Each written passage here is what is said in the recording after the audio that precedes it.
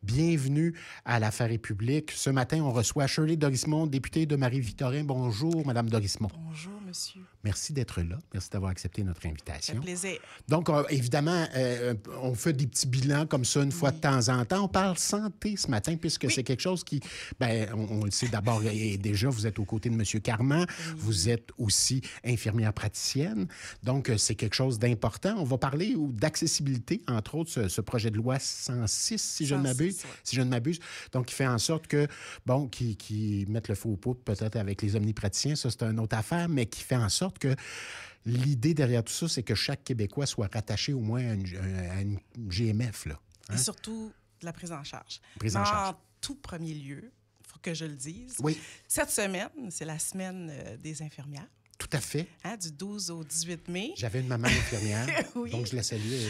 Elle veille sur nous Oui, maintenant. puis je pense que c'est plus qu'important cette semaine parce que, oui, il y a ce projet de loi-là, mais il y a un sondage de la FMOQ qui m'a vraiment touchée, piquée même, je vous dirais, en particulier sur l'orientation du gouvernement d'orienter les patients aussi aux professionnels de la santé, comme si on laissait percevoir qu'on n'était pas capable de faire de la prise en charge. Une infirmière, c'est plus qu'un titre d'emploi. On prend soin des gens, on a de l'expertise, on a de l'expérience. Fait que pour moi, c'était important cette semaine, vraiment, d'honorer... De saluer leur beau travail. Leur beau travail, parce que sans nous, les médecins ne fonctionneraient pas. Première des Maman choses. disait ça souvent à la maison. Sans nous, ils ne fonctionneraient pas et le réseau non plus.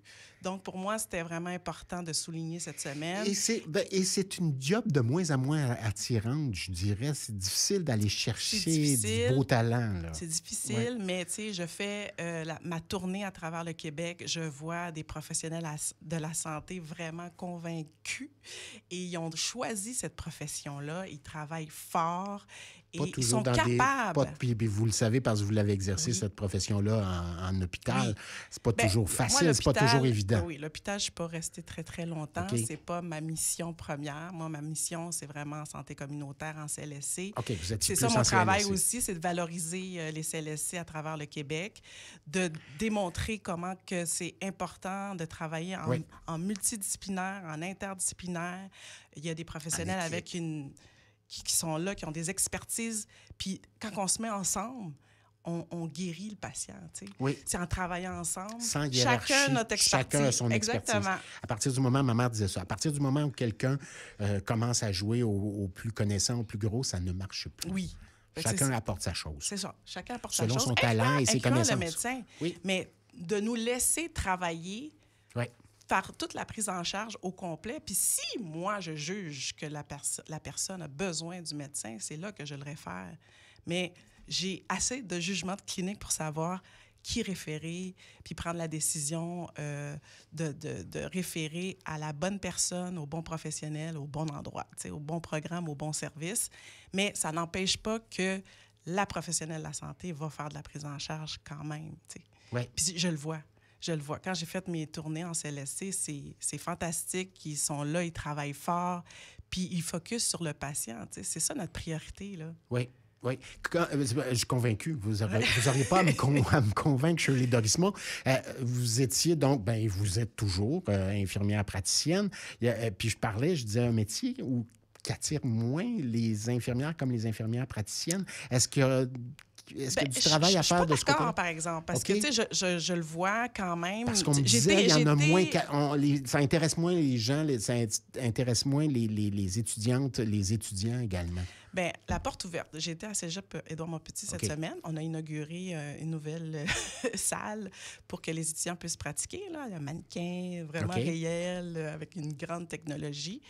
Et il me disait, j'ai dit, puis est-ce que, tu sais, les jeunes, quand ils arrivent dans les portes ouvertes, là, est-ce que vous voyez l'enthousiasme dans les yeux des jeunes filles? Ils me disent tout oui. Quand ils passent, en tout cas, dans le programme de soins infirmiers, ils voient que les professeurs sont tellement emballés, sont tellement dedans. Ils disent « Wow! » On accueille plus d'étudiantes que jamais. Mais c'est sûr que, dans le parcours de soins infirmiers, moi, là, quand j'ai commencé mon cours, là, on était 30, on a fini 15. Ça demande beaucoup. Oui. Ça demande beaucoup. Le ça temps demande... d'investissement. Et quand on est Oui. étudiant ou étudiante, ben, il y a la découverte de soi en même temps. Tu fais, ben, on là, a la c'est pas vie pour en moi. jeu. On a la vie en main Tout à fait. des personnes. Fait que c'est des fois, c'est pas pour tout le monde.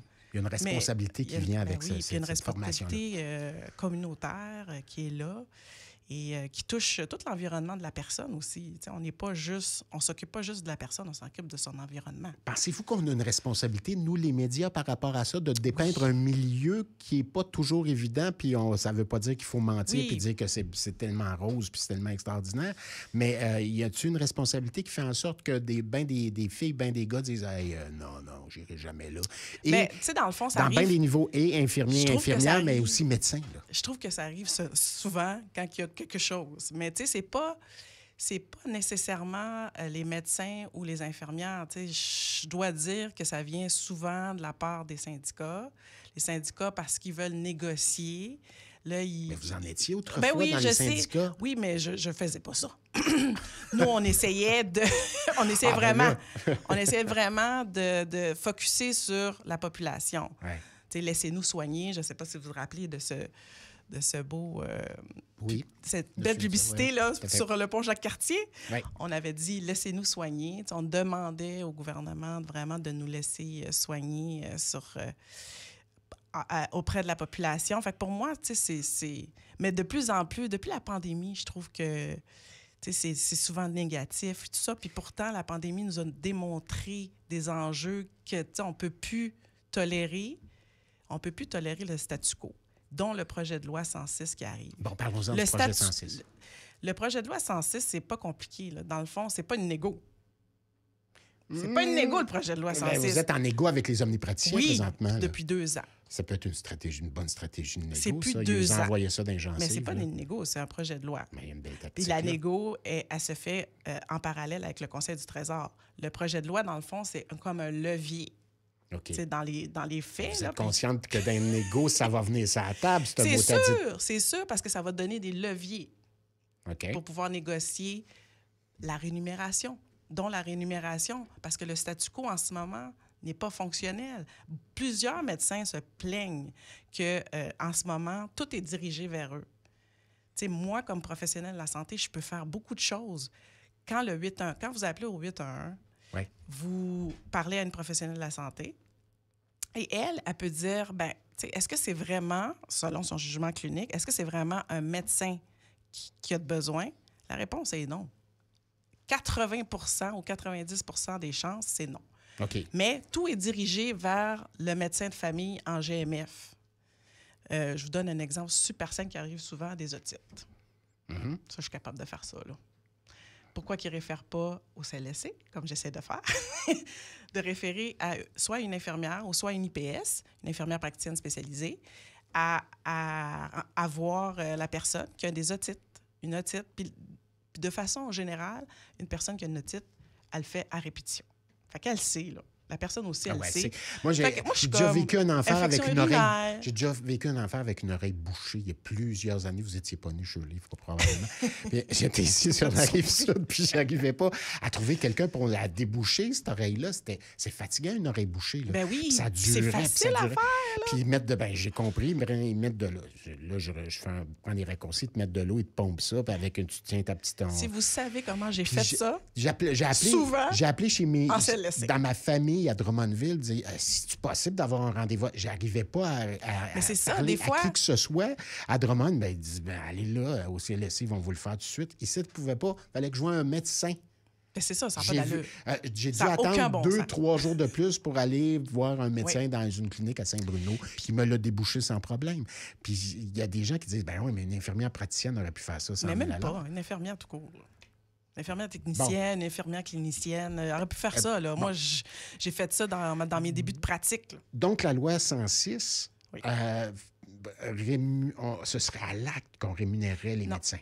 Dans le fond, c'est pour changer.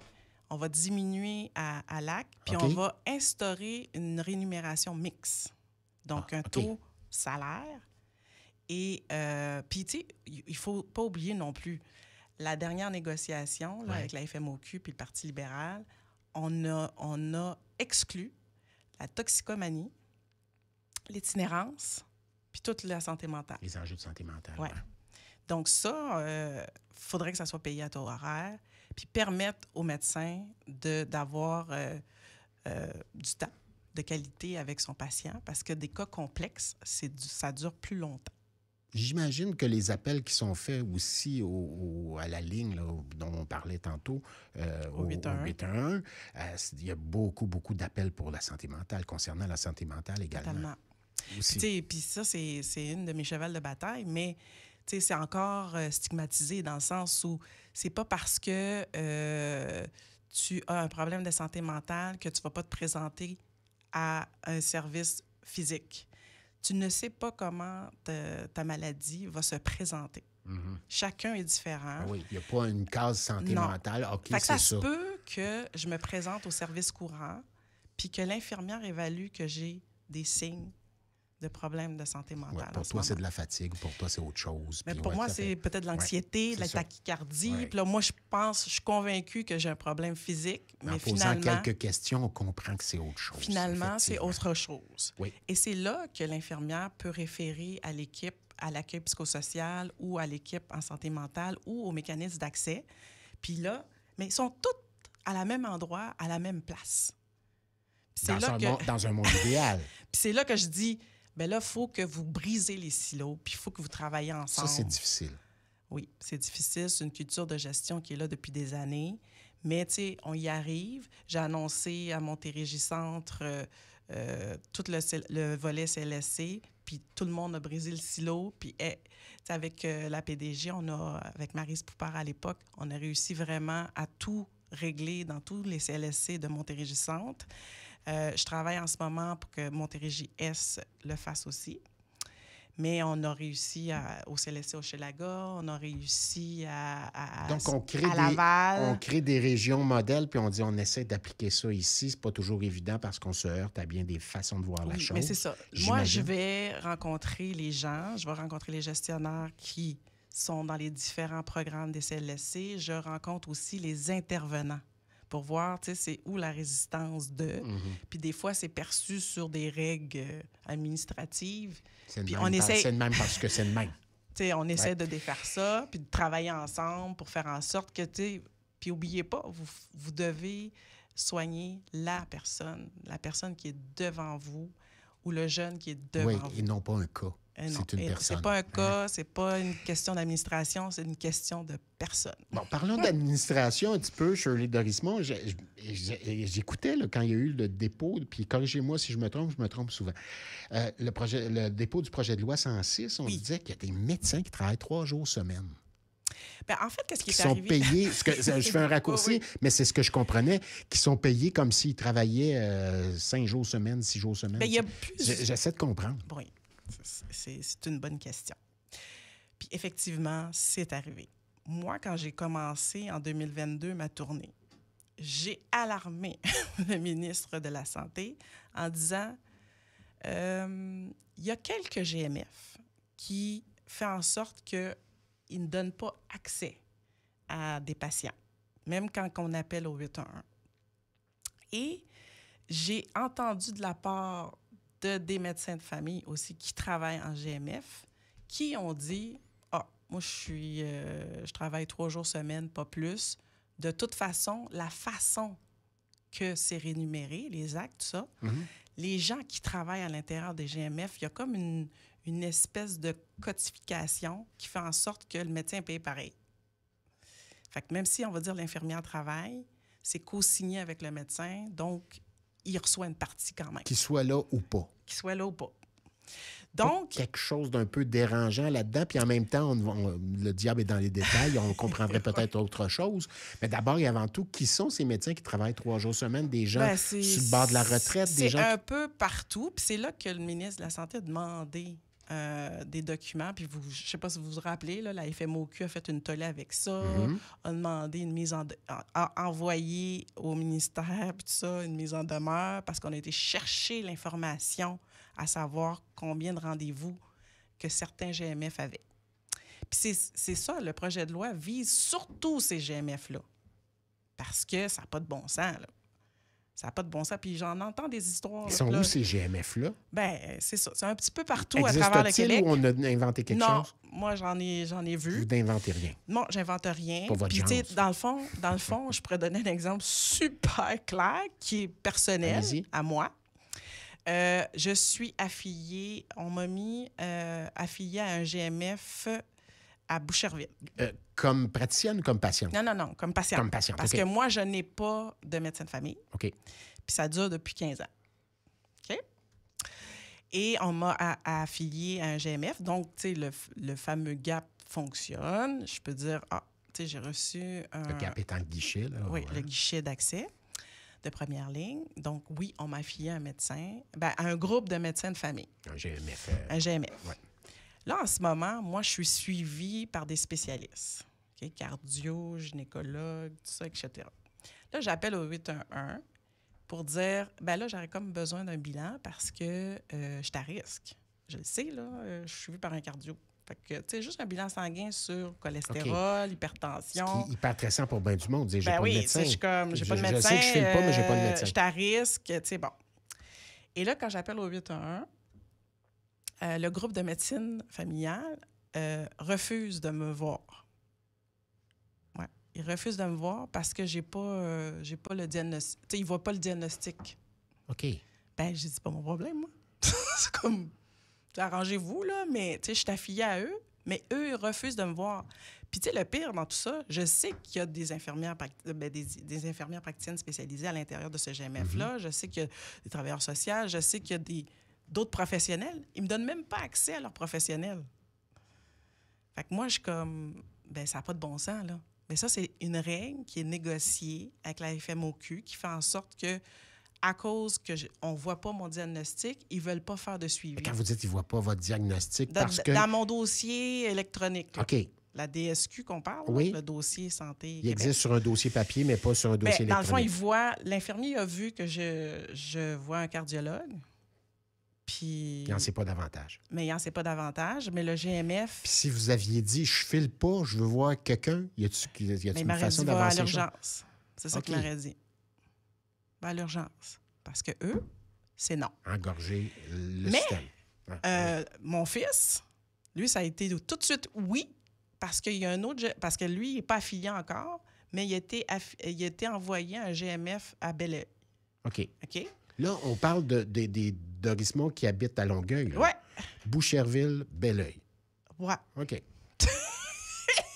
On jase. Là, mais tu sais... Ça n'a pas de bon sens quand tu y penses. J'ai dit oui, parce que, tu sais, c'est Montérégie-S, hein? Ouais. Donc, c'est ça, c'est tous les GMF qui sont à l'intérieur de Montérégie-S. J'ai dit oui. Ça a été... j'ai eu tout de suite un rendez-vous pour lui. Mais c'est ça, là. C'est comme... il y a quelque chose qui ne marche pas, là.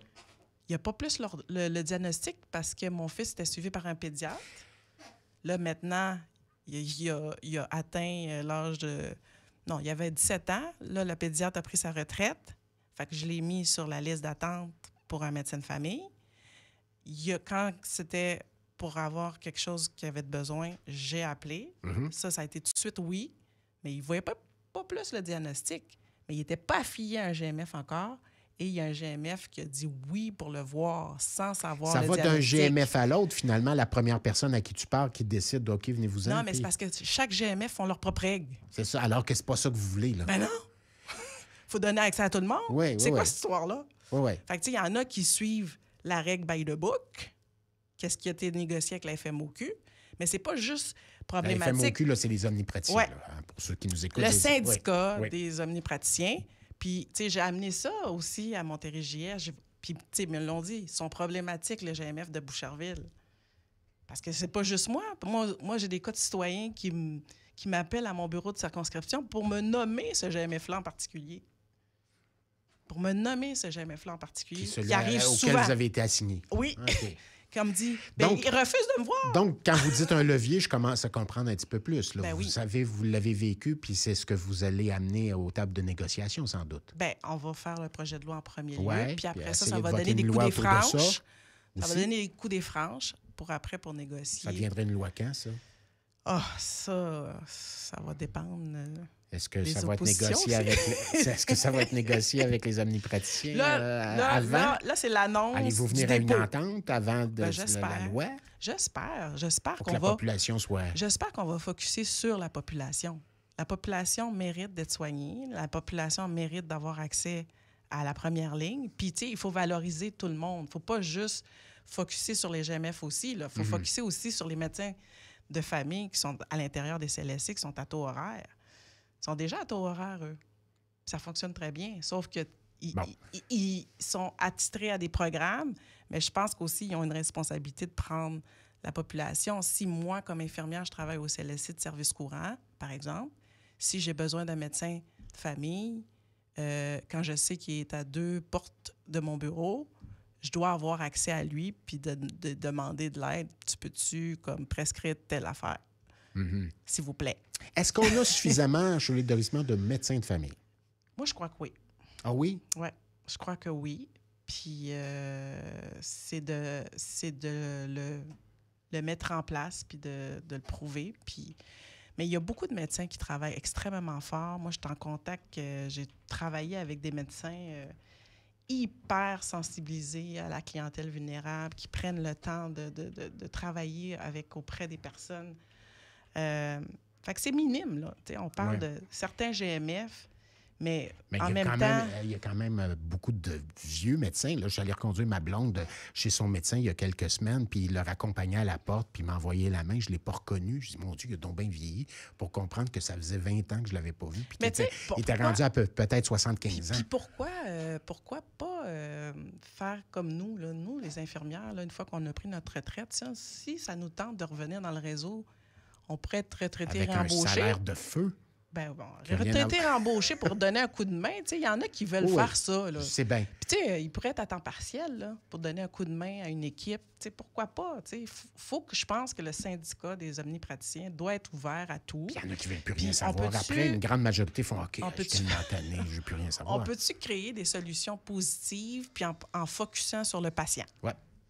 Dans des hôpitaux qui ne tiennent pas de la broche aussi.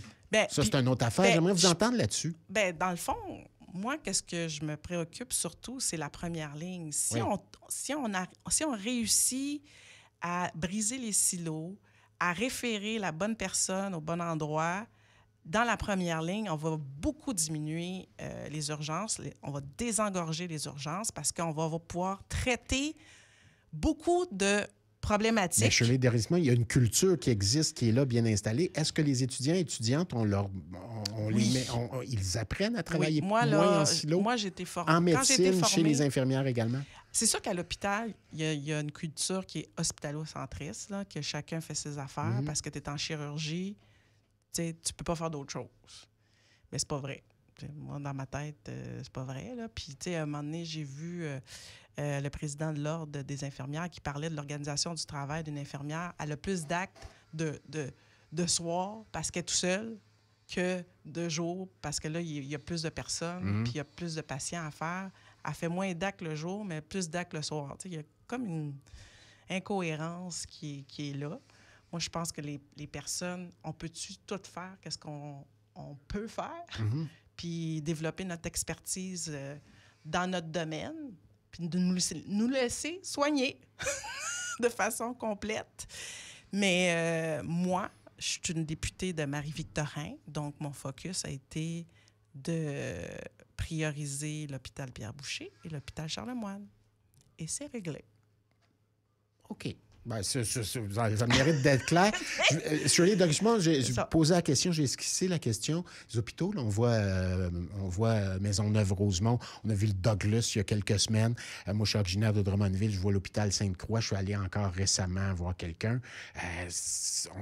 On a l'impression que les hôpitaux s'écroulent actuellement. Tu sais, Montréal, c'est un fait, mais on oublie qu'il y a comme 5 CIUS à Montréal. Il y a plusieurs hôpitaux. On a construit le CHUM en 10 ans.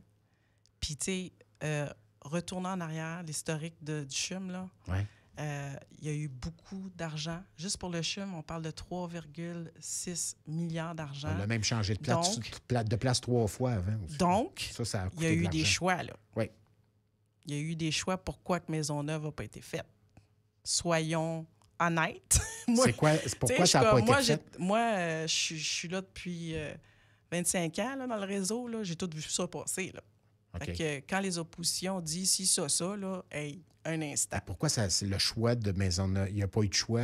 On a décidé de ne pas y toucher, bien que ce soit un centre. Il faut poser la question, si on a décidé de mettre toutes nos billes au CHUM puis au Glen... C'est ça qui est arrivé? Ben oui.